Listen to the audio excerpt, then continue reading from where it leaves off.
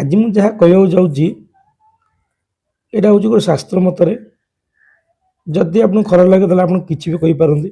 ଆପଣ ଏଟାକୁ ଟ୍ରାଏ ବି କରିପାରନ୍ତି, ଟ୍ରାଏ କରି ଦେଖନ୍ତୁ ଥରେ। ଆପଣ ଆଜିଠାରୁ ଆପଣଙ୍କ ବାପା ମାଙ୍କ ସହ ବେଶୀ ନାହିଁ ଦିନକୁ ଗୋଟେ 15 ମିନିଟ୍ ବସେଇ କଥାବାର୍ତ୍ତା ହୁଅନ୍ତୁ।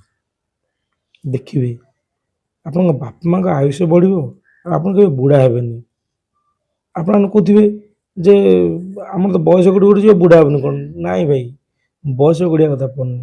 କାରଣ ବାପା ମାଙ୍କ ପାଖରେ ପିଲାମାନେ ସବୁବେଳେ ଛୋଟ ପିଲା ହେଇଥାନ୍ତି।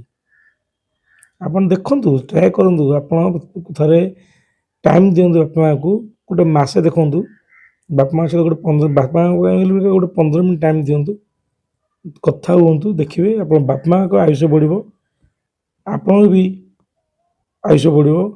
ଆପଣ କେବେ ବୁଢ଼ା ହେଲେ ବୋଲି ଆପଣ ଚିନ୍ତା କରିବେନି। ନା ବାପା ମାଙ୍କୁ କିଛି ରୋଗ ହେବ ନା ଆପଣଙ୍କୁ କିଛି ରୋଗ ହେବ। ଆପଣ ବହୁତ ଖୁସିରେ ରହିବେ। ଟିକେ ଚେଷ୍ଟା କରି ଦେଖନ୍ତୁ।